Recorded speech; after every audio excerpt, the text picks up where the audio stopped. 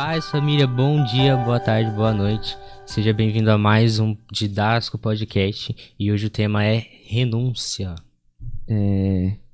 Tema muito importante também, né? A gente tava pensando sobre os temas no início e a gente tinha esquecido desse. A gente, a gente esqueceu, a gente pensou em várias coisas assim. E aí a gente tava conversando e o Felipe tinha falado, não, a gente tem que fazer sobre renúncia.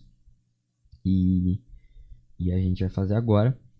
É um tema muito central e eu acho que ele começa a ser central, né? Ele começa por ser central, ou por que ele é central, em Lucas 9:23, que é o nosso texto base para hoje, que vai dizer, né?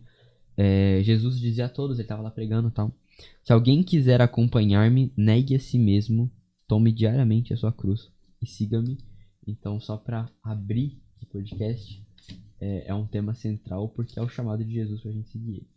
O grande chamado dele, a grande a proposta que ele nos faz é: você quer me seguir? Você quer a vida eterna, redenção dos pecados, salvação, tal, tudo bem. Me siga. Negue-se a si mesmo e tome diariamente a sua cruz. Então, o chamado de Jesus pra gente seguir ele é um chamado de renúncia já. Amém. O que é renúncia, né? Eu acho muito importante a gente enfatizar a diferença da lei, da obediência à lei e da obediência à renúncia, né?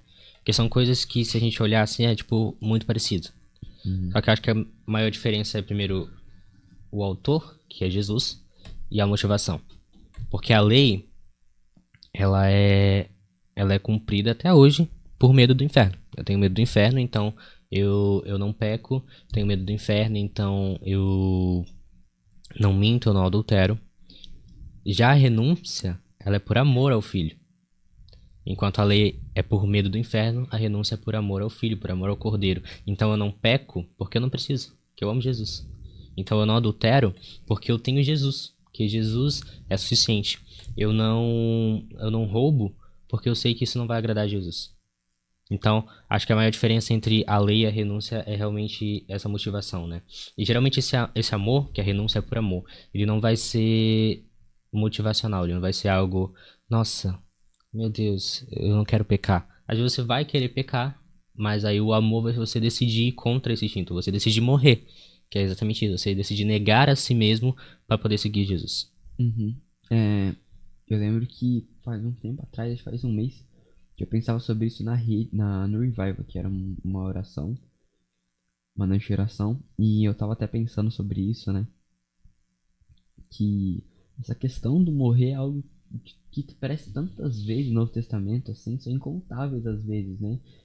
Eu lembro que Gálatas 5, e as motivações pro morrer, né? Pra que o morrer serve. Em Gálatas 5, o morrer é para que a gente possa viver pro Espírito, para que a gente possa parar de pecar. Em 2 Coríntios, né, no capítulo 4, a gente morre para que a vida de Deus possa se espalhar para as pessoas. Em João 12, a gente morre para crescer. Né? João 12 é: se o grão de trigo não cair na terra e ele não morrer, ele não vai germinar. Né? A gente morre para a gente poder crescer. E tantos outros versículos, e até chegar nesse básico, né, em que Lucas 9 a gente morre para poder seguir a Cristo. A gente morre para poder ser um discípulo dele, a gente morre para poder seguir ele, como o Felipe está dizendo, não por medo do inferno mais. Não por medo, não por, não, né, porque se eu não fazer isso eu vou pro inferno, se eu não fazer isso eu vou me dar mal. Mas porque você ama tanto Jesus, você ama tanto ele, você consegue olhar para ele, olhar para o amor dele, olhar para você, olhar para sua miséria, e você saber o quanto que ele te amou, que em forma de retribuição a isso, não porque você precisa, mas porque é algo automático da gente, a gente não quer pecar mais, porque a gente sabe que entristece o coração dele, né? Então, eu acho que fica muito nisso, né? Algo muito simples, mas necessário e que a gente não cumpre. Inclusive, né, deixar claro aqui que a gente não é dois experts em renúncia, né? A gente não é dois experts em morrer. A gente é ao contrário disso, né? E eu acho que esse é uma das aquelas coisas, como a maioria que a gente vai falar aqui, né? Mas principalmente a questão da renúncia é algo que a gente vai fazendo até a gente morrer, né? Não tem ninguém que a gente conseguiria colocar aqui e falar, esse daqui é o cara que, mano, sabe. Esse daqui sabe renunciar, né? Talvez mais próximo disso seria um apóstolo Paulo ali, né? Uhum. Mas não vai dar pra ele vir aqui. E a gente não fala aqui como autoridades no assunto, né? A gente fala crendo que Cristo tem autoridade na palavra e em nós para poder falar para nós até, né? Principalmente para nós que estamos aqui. Então, só queria deixar esse parênteses aí. Algo que me chamou muito a atenção estudando sobre o assunto é que o mesmo versículo em Mateus, ele tem uma sequência muito boa. Porque antes desse versículo vem aquela parte onde Jesus vai falar da morte dele. E aí Pedro fala assim, não, que Deus não permita que isso aconteça. Isso de modo nenhum irá acontecer.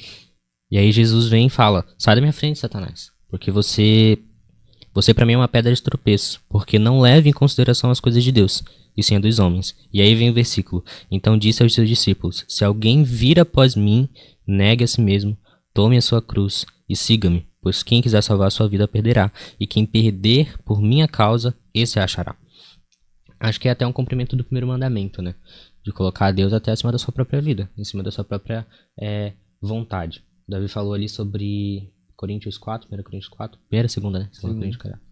E é interessante porque o início de 2 Coríntios 4, ele vai fazer uma analogia com vasos, né? Eu acho que morrer é a gente esvaziar esse vaso, ou até mesmo quebrar esse vaso, para que Jesus faça um novo. Quando a gente evangeliza, muitas vezes, a gente gosta de já ir com, não, tem que negar a si mesmo, e tarará, tarará.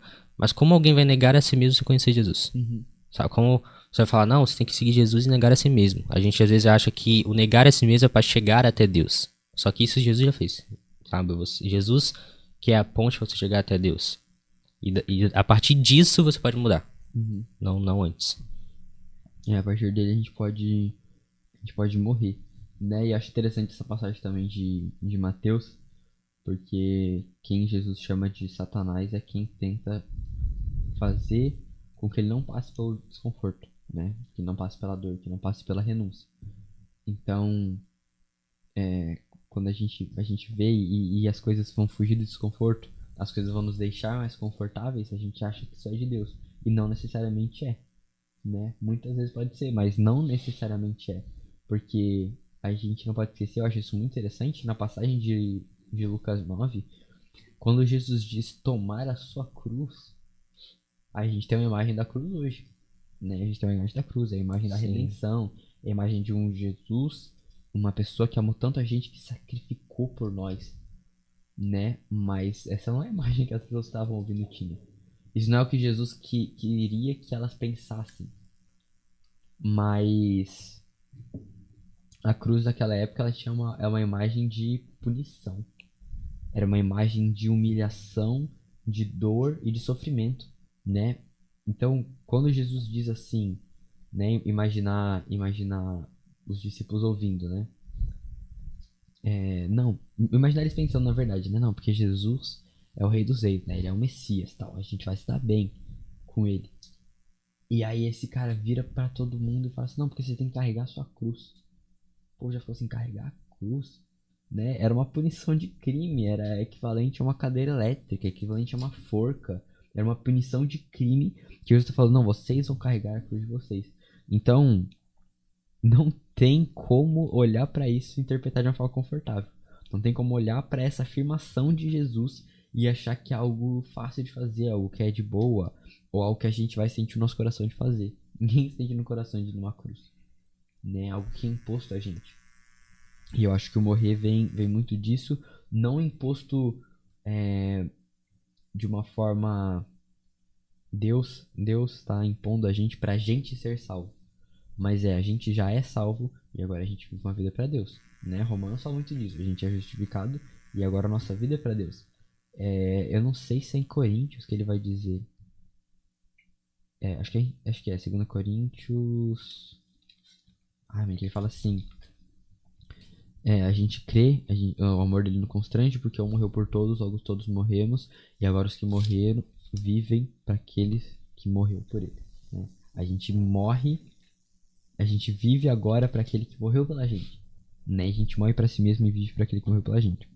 Então, é muito extenso isso, né? Podia falar todos os versículos que tem sobre morrer, De novo, podia citar cada um deles, podia citar o Gálatas, que fala sobre deixar as obras da carne, não satisfazer as obras da carne, Romanos, Filipenses, Colossenses, Novo Testamento inteiro, né? Novo Testamento inteiro, o grande chamado é para morrer para si mesmo.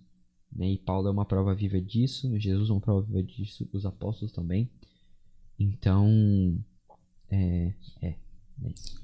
Estudando um pouco sobre esse tema, um dos versículos assim que não são tão famosinhos, mas que o Senhor me ministrou muito foi Colossenses 3.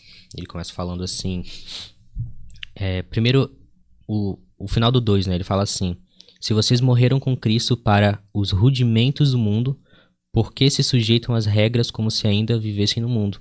Não toque nisso, não coma disso, não pegue naquilo. Todas essas coisas se destrói com o uso.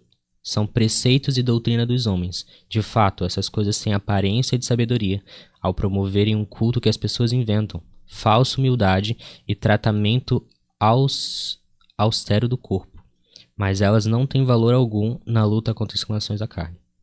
Aí o 3 começa: portanto, se vocês foram ressuscitados juntamente com Cristo, busquem as coisas lá do alto, onde Cristo vive, assentado à direita de Deus. É interessante que ele fala ressuscitado, e só ressuscita quem um dia foi morto, né? Então é tipo você morrer para uma nova vida. Como eu falei, esse final do 20 ele vai falar exatamente sobre o que eu disse, sobre a diferença da lei e da renúncia. A lei é essa coisa que não vai fazer sentido nenhum, porque você não vai chegar até Deus obedecendo mandamentos. Agora a renúncia é você deixar que Jesus age em você. É você deixar que se cumpra Romanos 8, eu não lembro o versículo, mas que aqueles que são filhos de Deus, eles são guiados pelo Espírito de Deus. São guiados por aquilo que ele fala. São guiados pelos passos dele. Isso que é seguir Jesus, é andar nos passos dele, andar no que ele andou. Sim, é louco nessa parte assim de Colossenses, né? Ele fala como se se desgasta, né? Fala assim, essas imagens que a gente tem de não pode isso, não pode aquilo, é algo que não dura por muito tempo. É algo que não é eterno, é algo que vai acabar exatamente como a lei acabou, né? Acho que o 2 Coríntios, 1 Coríntios fala bastante sobre isso, né? Sobre como a lei, ela não é capaz de fazer o que Cristo faz na gente hoje, né? Porque a lei é a questão da imposição, e ele fala: caramba, mas vocês não morreram para si mesmo? Por que vocês querem cumprir a lei, cara? Por que vocês estão ainda presos em regrinhas de será que eu posso fazer isso? Será que eu posso fazer aquilo? Isso e aquilo. Ele fala: cara, vocês morreram. Sabe, vocês morreram para si mesmos, vocês foram ressuscitados com Cristo. Agora a vida de vocês é para ele. E se a vida de vocês é para ele, não tem essa de eu posso fazer, eu não posso fazer. Cara, você não tem mais escolha. Não é questão se é pecado ou não, né? É questão que você não tem mais escolha de escolher o que você vai fazer. É Cristo que está escolhendo por você, né? Paulo chega num nível de maturidade em que a gente sonha, né? Em que ele diz, ele tem a autoridade de afirmar: não sou mais eu quem vivo, né? E é algo que a gente sonha, mas que a gente consegue alcançar. Paulo era humano como a gente. A gente consegue alcançar esse nível de poder afirmar, de poder ter a convicção no coração de que você está morto. E tudo que tem em você é Cristo. Tudo que há dentro de você é Jesus operando, né? E isso vai vir de um relacionamento e da renúncia que vai ser ele que vai causar na gente, né? Também é um meio paradoxo, né? Ele vai causar na gente a renúncia e ele só vai causar quando a gente começar a renunciar às coisas, né? Eu acho que envolve os nossos passos também, acho que envolve a gente começar. Mas eu acho que para a primeira parte, para falar o que é morrer, né? O que é você morrer para si mesmo. Gálatas vai dizer, né? Os que estão em Cristo Jesus crucificaram a sua carne com todas as suas paixões e todos os seus desejos, né? O que ele está falando ali é que os que estão em Cristo Jesus não deixaram só os pecados, né? Mas eles deixaram os desejos também. Os desejos, eles não têm mais opção, eles não têm mais escolha, eles não têm mais vida, né? Porque eles entregaram a vida para Deus. E não é de uma forma triste, mas é uma forma de esperança, de uma forma que tem solução até pro pior de nós, tem solução até para mim, porque a vida dele vai se fazer presente na minha, né? Então, Amém. acho que Aí a gente entra na parte da importância, né? Porque ser um discípulo de Jesus é você deixar que ele nasça em você, é você se esvaziar para que ele venha encher você, para que ele venha colocar o vinho novo, né? Venha colocar uma nova vida, uma nova identidade, aquilo que ele tem para sua vida. Acho que pra gente falar da importância, Eu acho interessante Lucas 14:33, ele vai dizer da mesma forma que, né? Ele dá dois exemplos. Ele fala de um rei. Ele fala assim: você sendo um rei, você sabendo que você vai lutar com 20 mil, tem 20 mil soldados no exército adversário, e você tem 10 mil. Você não vai planejar antes? Você não vai pensar um pouquinho antes de tomar essa decisão? Ele fala: vai construir uma ponte. Você não vai primeiro calcular quantos materiais você vai precisar? Porque você não vai começar a construir sem saber o material, vai parar na metade para todos passarem e rir de você. Né? E aí ele fala assim, da mesma forma, né? Da mesma forma, qualquer de vocês que não renunciar a tudo que possui não pode ser meu discípulo. Então, assim, ele tá falando que eu acho que um dos sentidos aqui que eu vejo é saiba bem o que você tá fazendo, né? Saiba onde você tá se metendo. Né? Não comece assim achando que vai ser de boa ou não sabendo o que vai ser. Vai ser renúncia. Né? E a importância para nossa vida cristã é que ele diz que não pode ser discípulo dele.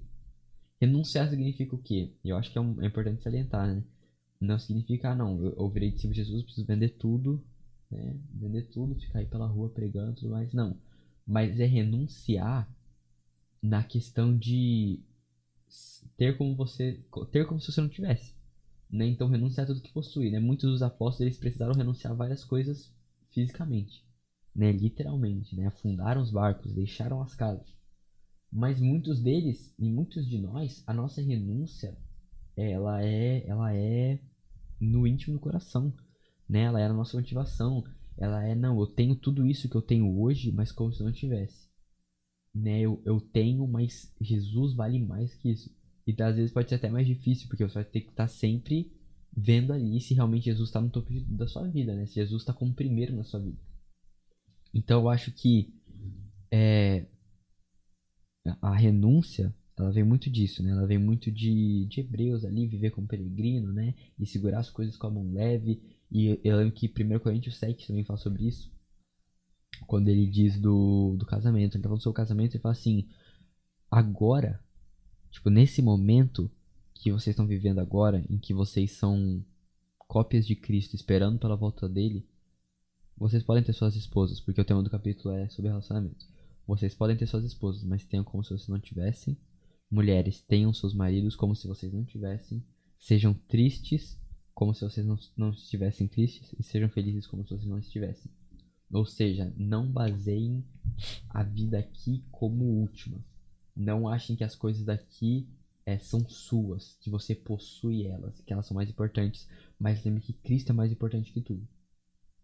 Né? A renúncia ela ocorre literalmente, fisicamente, mas ela, principalmente para a maioria das coisas, vai ter que ocorrer no nosso coração, que é o que a gente vai ter que estar averiguando toda hora. Amém. Pode ir pro próximo tópico, né? Eu acho. Não, eu queria falar primeiro também, só fazer um parênteses, em Romanos 12:1, em que ele vai dizer: portanto, irmãos, rogo pelas misericórdias de Deus que se ofereçam em sacrifício vivo, santo e agradável a Deus. Esse é o culto racional de vocês. Então, eu vejo também que se entregar, né? Ele tá falando sobre se entregar um sacrifício vivo, é tão importante porque é o nosso culto.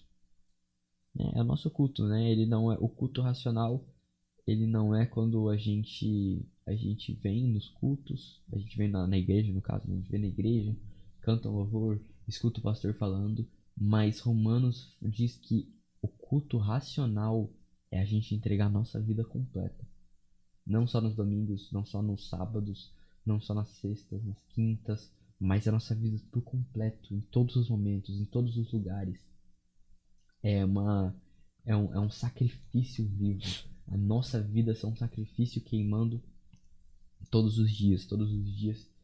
E obviamente isso vai exigir renúncia, né? Então, a renúncia ela é importante tanto porque sem ela a gente não pode ser discípulo de Jesus. E de novo, né? Bom falar. Não é que Jesus exige a renúncia para que ele possa salvar a gente. Ele não precisa da gente salvar.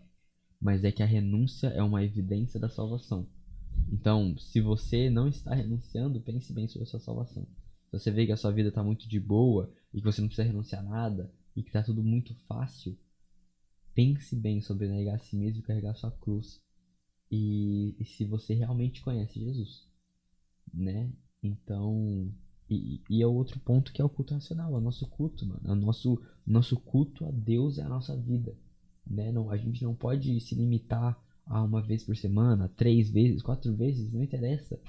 Há um momento, a gente tem que lembrar do relacionamento, da vida contínua, desde que a gente acorda até onde a gente dorme, entregar ela inteira a Deus como sacrifício, né? Errando, né? Nem sempre vai dar certo, mas reconhecendo o erro, se arrependendo em Cristo e achando misericórdia nele pra gente continuar entregando a vida como sacrifício, né? A gente não é o sacrifício perfeito e agradável, mas a gente vai tentar até que a gente seja, né? Então acho que sobre a importância, acho que é isso. Vem de conhecer, né? Que a gente falou no do perdão, de você saber a imensidão dele e o que ele é pra você e a partir disso tomar uma decisão. Como tu falou, que é evidencia a tua fé, né? Evidencia naquilo que você acredita. Se eu creio que Jesus levou os meus pecados, que eu sou salvo por ele, então qual que é o sentido de eu continuar pecando? Qual que é o sentido de eu continuar nessa vida? Qual que é o sentido de eu continuar como se eu não tivesse um encontro com Jesus? A gente às vezes vive tipo, eu conheço o Senhor, eu tive um encontro com Jesus, mas a tua vida não mudou nada. Como você teve um encontro com Jesus e não mudou absolutamente nada? Então dá duas umas, ou você tá mentindo, ou você tá mentindo, você não teve um encontro com Jesus. O Paul Washer, ele usa, se eu não me engano, a pregação chocante. Ele usa esse exemplo, eu gosto muito dele, né? Que ele diz que, né? Eu vou falar como ele usa a ilustração, mas é dele a ilustração. Né? Fala, se eu chegasse aqui e dissesse a vocês que eu fui atropelado por um caminhão, né? Vocês acreditariam? E aí o povo da igreja falava, né? Ficava meio assim e tal. E falava assim, não, porque não tenho nenhuma evidência, eu tô bem. Como é que eu poderia ter sido acabado de ser atropelado por um caminhão e tá igual, sabe? Tipo assim, nossa, eu tô igual. Não mudei nada, tô sem ferida nenhuma. Tal. E ele pergunta assim, quem é maior, Deus ou um caminhão? Aí, né, a igreja responde Deus. Fala assim, então como, né? Como que a gente pode dizer que teve um encontro com Deus e não tem impacto nenhum na nossa vida? É o Deus que criou o universo, é o Deus que se sacrificou pela gente, que perdoa nossos pecados, que promete uma salvação, que rege todas as coisas. A gente diz que se encontrou com esse Deus, mas não tem mudança nenhuma na nossa vida. Mas a gente continua igual, né? Não mudou nada. E eu acho até uma coisa interessante também, que a renúncia ela não é só para os pecados, né? Ela não é, Sim. não, eu parei de pecar, então tudo certo. Ou pelo menos, ou até eu parei de pecar os pecados que são visíveis, né? Esses pecados que, então, por exemplo, né? Eu acho que dá para dar o exemplo da escola. Então, tá. É... todo mundo fala palavrão na escola. Não, eu não falo. Sabe? Eu não falo palavrão. Não faço as piadas que todo mundo faz. Eu não sei. Eu tô renunciando. E aí você para pra pensar assim, você. Não, mas espera aí. Mas eu preciso pregar o evangelho na escola. Mas é difícil. Então, aí que vai vir a renúncia. Não, mas eu preciso expressar o amor de Cristo até pros professores que são muito chatos, né? Aí que vem a renúncia. Né? A renúncia não é só parar de pecar, porque parar de pecar é algo, sei lá, é algo muito básico, né? É algo muito de criança, é algo Sim. muito de quem está iniciando na fé. Mas se a gente quer maturidade, a gente precisa começar a olhar para a renúncia como algo que nem Gálatas fala, né? Crucificar os próprios desejos, mas e aí não vai ser mais você, porque a gente não quer pregar para a sala. A gente não quer, mano. A gente quer ficar ali brincando, sabe? Zoando e é isso, sabe? A gente não quer pregar pro professor que é muito chato. Porque a gente não gosta do professor que é muito chato, sabe? E se a gente for ver mais rasamente, não seria um pecado isso. Eu fico ali, não falo besteira, sabe? Fico ali, faço minhas coisas, vou embora, tal. Falam Deus te abençoe aqui, oro pelo meu alimento e acabou. Sabe? Mas Deus nos chama para um nível acima. Ele nos chama para renunciar aos nossos desejos e para começar a viver uma vida que não tem escolha, né? Eu gosto de olhar para a história do apóstolo Paulo e ver em 1 Coríntios 9 quando ele diz: ai de mim se não pecar. Ai de mim se eu não pregar.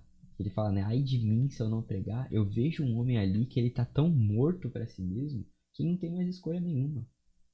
ele não faz mais as próprias escolhas da vida dele.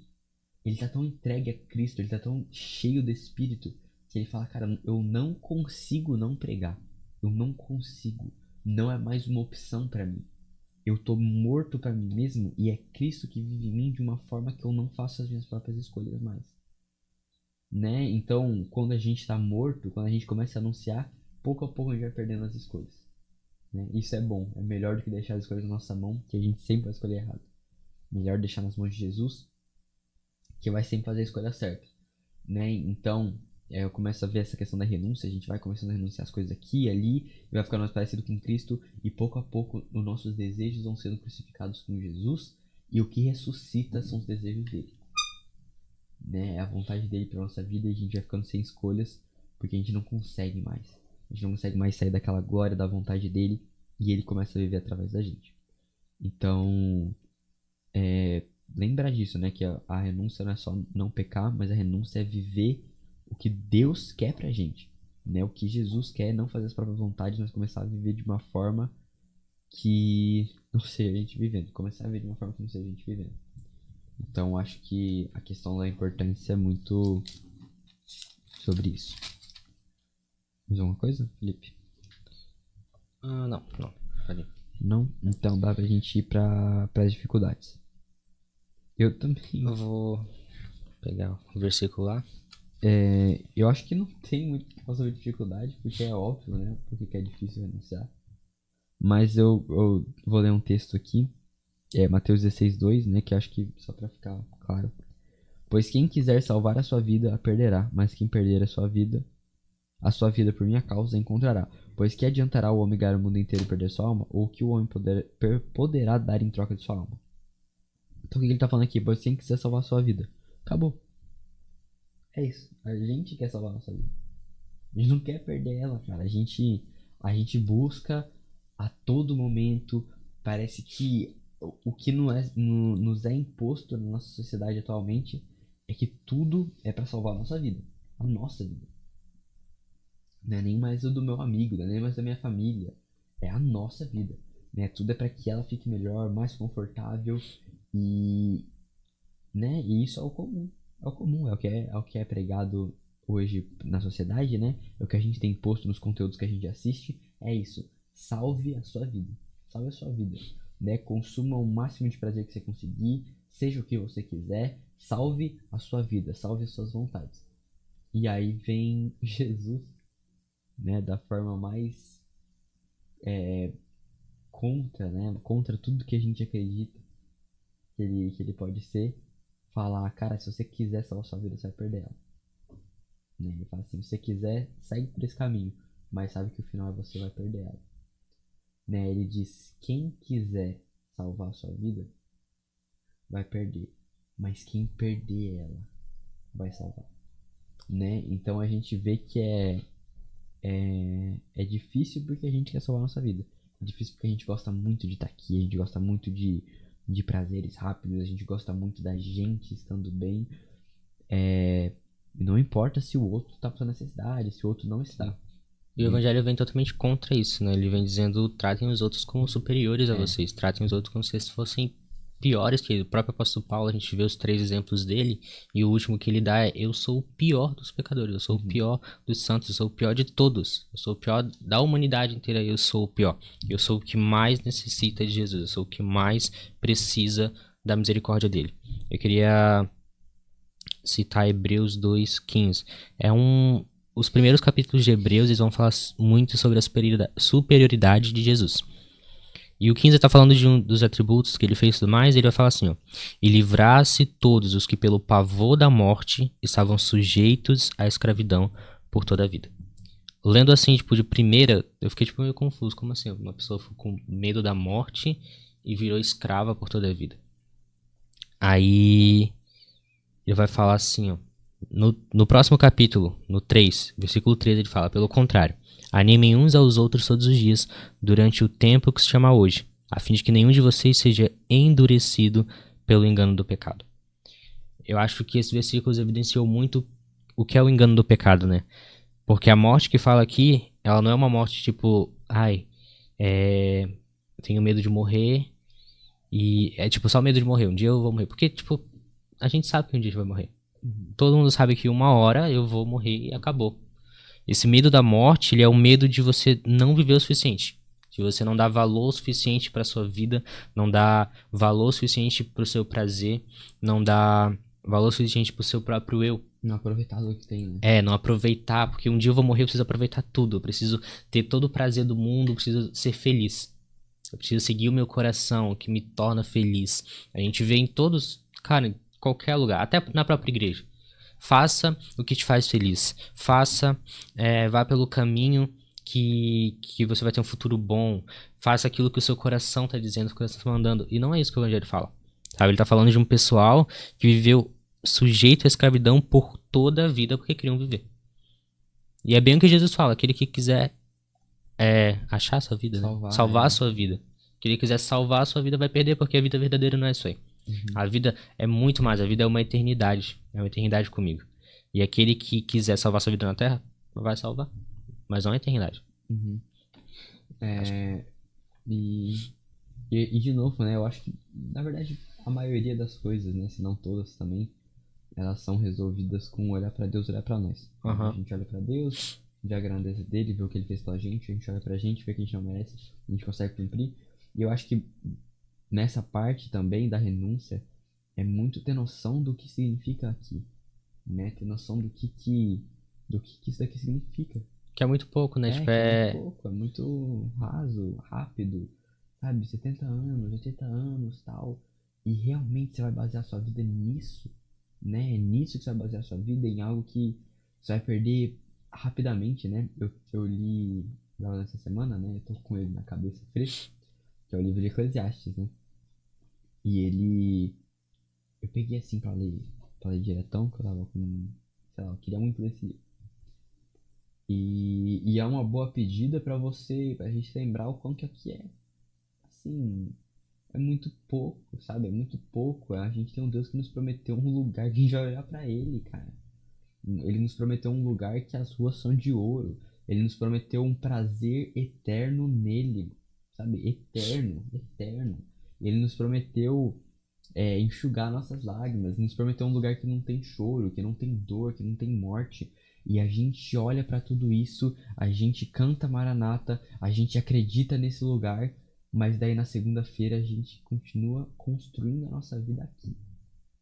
E puramente aqui, né? Em vez de segurar com a mão leve, a gente segura com a mais fechada possível, assim se cuidando para não perder nada, porque eu não posso perder, sabe? Porque eu preciso guardar as coisas, porque eu preciso salvar minha vida.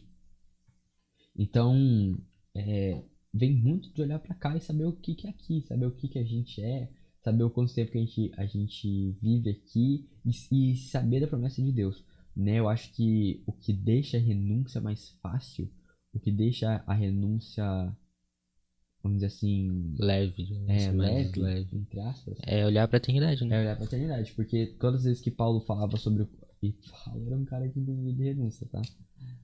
Que ele olhava para que ele vai falar sobre o sofrimento dele, ele sempre diz, cara, os sofrimentos são pequenos. Você tem noção disso, cara? A gente acha que os nossos sofrimentos são grandes, mas o cara era chicoteado, apedrejado, sabe? Espancado, passava fome, frio, noite sem dormir. Só que ele olha para a eternidade e olha para os sofrimentos e ele consegue ter uma visão tão clara desses dois que ele consegue dizer, consegue encher a boca, escrever, pensar no seu coração ser uma verdade tão absoluta que ele consegue escrever. Os meus sofrimentos aqui não podem se comparar à glória eterna de Deus. Né? Então, tipo assim, e é isso que acho que vai deixar a renúncia mais leve, né? Não que vai ser fácil, mas é que vai deixar ela, a gente vai conseguir cumprir ela dessa forma. Só se a gente continuar olhando todos os dias para a promessa dele, a promessa do lugar, lembrando do lugar que ele nos prometeu e, e vendo que é muito maior do que as coisas que a gente passa aqui, né? Então, de novo, né? Reconhecer quem Deus é e reconhecer quem a gente é. Eu acho que é como é, um avião, não sei se já andou de avião, né, se alguém já andou de avião, mas é que nem quando você vai subindo assim no avião e as casas que antes você podia entrar, e os shoppings, e a cidade que você caminha nela, ela vai ficando pequena, pequena, pequena, pequena, pequena até que ela some. sabe? Porque tá muito alto, porque a perspectiva é de muito longe. E da mesma forma, assim, Paulo olhava tanto para o céu, ele estava tanto na eternidade, na realidade do céu, que quando ele olhava para a terra, quando ele olhava para as coisas daqui, as coisas que ele podia ganhar aqui, os sofrimentos que ele lançava aqui, ele falava, nossa, cara, mas não vale a pena. Sabe, isso daí é coisa pouca. Sabe, isso daí não é nada. Porque eu sei para onde eu vou, eu sei que aqui é um lugar passageiro, eu sei a promessa que Deus me fez e eu sei que Ele não é mentiroso, sabe? Que Ele vai cumprir. Então as coisas aqui se tornam vãs, se tornam rápidas, se tornam um sopro quando a gente consegue olhar pra frente, né? Eu queria para exemplificar em um versículo, né, isso que a gente acabou de falar. 1 João 5, ele vai falar assim, ó, todo aquele que crê que Jesus é o Cristo é nascido de Deus, e quem ama aquele que o gerou, ama também aquele que dele é nascido. Nisso sabemos que amamos os filhos de Deus, quando amamos a Deus e praticamos os seus mandamentos. Porque este é o amor de Deus, que guardemos os seus mandamentos. A linguagem de amor de Deus é obedecer os mandamentos. Ele vai falar assim, ó, e os seus mandamentos não são difíceis de guardar, porque todo que é nascido de Deus vence o mundo, e essa vitória que vence o mundo é a nossa fé. Quem é que vence o mundo, senão aquele que crê que Jesus é o Filho de Deus? Uhum. É interessante porque é uma pergunta, né? Quem é que vence o mundo, senão aquele que crê que Jesus é o Filho de Deus? Tipo, não tem outra motivação, não tem outro motivo, não tem qualquer outra razão para uma pessoa negar a ela mesma, negar a si mesma felicidade, negar a si mesmo direitos que ela tem. Não tem outra razão a não ser Deus. Isso evidencia que você crê em algo maior. Isso evidencia que você crê que vai haver algo depois, que existe algo, que ele vai estar lá. Né? Você viu algo, né? Eu, de novo, né, se não posso falar como exemplo, né? Tem Filipenses quando ele fala que ele largou tudo, né? E que ele considera tudo como perca e tudo é muita coisa. Né? Tudo é muita coisa. Tudo não são algumas coisas. Tudo é muita coisa. E ele fala que ele considerava tudo como perca comparado a conhecer Jesus mais e mais, sabe? Comparado a continuar conhecendo ele, porque ele viu algo que fazia todas as outras coisas ficar pequenas, né? Ele viu algo que fazia valer a pena, que nem o Felipe falou, negar até os direitos dele. Direitos, né? 1 Coríntios 9 vai 10, dizer 9, 9, 10. a 9 ou 10, né? 1 Coríntios 9 e 10 é só uma dos trechos que vai dizer ele por uma situação lá, ele precisa falar para os coríntios os direitos que ele estava negando, sabe? Direitos, sabe? E a gente luta para conseguir parar de pecar. O cara já tava em outro nível, o cara já tava assim, cara, eu tô negando os meus direitos por amor a Cristo. São direitos que eu tenho, são direitos que eu posso pedir e eu tô negando por amor a Cristo, porque eu sei que tem algo maior para mim. Então, e eu acho que pra fechar assim, não sei se tem alguma coisa pra falar. Eu ia, mas eu esqueci. Pode. Eu acho que pra fechar assim, acho que uma conclusão é Filipenses e lembrar que Jesus foi o cara que renunciou primeiro. Sabe, a gente renuncia porque teve alguém que renunciou primeiro. Renunciou tudo, cara. Renunciou muito mais do que a gente pode sonhar em ter. E se humilhou de uma forma que a gente também não pode imaginar se humilhar. Né? Filipenses 2, versículo 5 vai dizer: seja a atitude de vocês a mesma de Cristo Jesus. A atitude de vocês a mesma que Cristo Jesus teve. Que, embora sendo Deus, não considerou que o ser igual a Deus era algo que devia pegar-se. Ele tinha algo muito precioso, muito maior do que a gente pode pensar, mas ele não considerou como algo que ele deveria se apegar. Não considerou como algo que ele deveria se basear naquilo. Mas esvaziou-se a si mesmo, vindo a ser servo, tornando-se semelhante aos homens, e sendo encontrado em forma humana, humilhou-se a si mesmo e foi obediente até a morte de cruz. Essa é a atitude de Cristo que Paulo nos diz: tenham a mesma. Tenham a mesma. Vivam dessa forma aqui. Tudo que vocês têm, não considerem como algo que vocês precisam se apegar, mas estejam dispostos a todo momento a ser servo, a se humilhar, sabe, a se considerar como menores e renunciar a tudo que vocês têm por amor a algo que vai vir, sabe, por amor a algo que vai vir. E depois ele vai dizer que Deus o exaltou a mais alta posição, ele deu o nome que está acima de todo nome, para que o nome de Jesus se dobre todo o joelho nos céus, na terra e debaixo da terra, e toda língua confesse que Jesus Cristo é o Senhor, para a glória de Deus Pai. Sabe, foi por uma exaltação futura que Cristo veio e se humilhou. Da mesma forma, a gente crê em algo que é futuro, a gente crê num prazer futuro, a gente crê numa glória futura, e por isso a gente se humilha, por isso a gente renuncia, por isso a gente vive da mesma forma que Cristo vive. Né? Então, eu acho que a grande conclusão é essa, de que a gente renuncia porque alguém renunciou primeiro. Porque Cristo renunciou primeiro. E a gente quer ser parecido com ele. Acho que a parte da aplicação é bem simples, né? É morrer. Acho que não tem muito o que coisar. Mas é sempre tendo essa morte construída em oração e Bíblia. Tendo intimidade com Deus, né? Não faz sentido você morrer sem você querer uma intimidade com Deus. É um relacionamento. Um relacionamento. Então é isso, misericórdia é você olhar nos olhos de Jesus e deixar que ele queime todos os outros amores, deixar que ele queime tudo. O que é o pecado, o que é aquilo que eu quero perto da grandeza de Deus. O que é a minha vontade, quem eu sou perto da grandeza de Deus. Né? Uhum. E é isso aí. Mais alguma coisa pra falar? Não, acho que não, família. Então, Me ajuda a engajar, compartilhem, exatamente. comentem. Quando a gente recebe os testemunhos, a gente fica bem feliz. E Quer fazer uma oração? amém, pode fazer uma oração. Pode orar. Senhor meu Deus, estamos aqui, Senhor, para pedir para que o Senhor sonde o nosso coração, Pai. Que o Senhor possa olhar para nossas vontades, para nossos amores, Senhor, para nossas paixões e os nossos desejos, Pai. E que o Senhor nos dê força para crucificá-los contigo, Pai. Nós queremos viver uma vida para Ti, Pai. E queremos ser cada dia mais parecido contigo, Pai. Nós agradecemos pelo Teu sacrifício, Pai. Mas pedimos, Senhor, mostre a Tua face, revele a Tua face resplandecente, de tal forma que a luz dela ofusque todas as outras coisas, Pai. Todos os outros amores, todas as outras vontades, Pai. E ofusque até nós mesmos, Pai, até o nosso coração, Pai. Que a Tua luz resplandeça sobre a nossa face, Senhor, dessa forma, Senhor. É o nosso pedido, Senhor, pra gente, Senhor, e pra quem está assistindo, em nome de Jesus, Pai. Amém. E é isso. Deus abençoe, Senhor.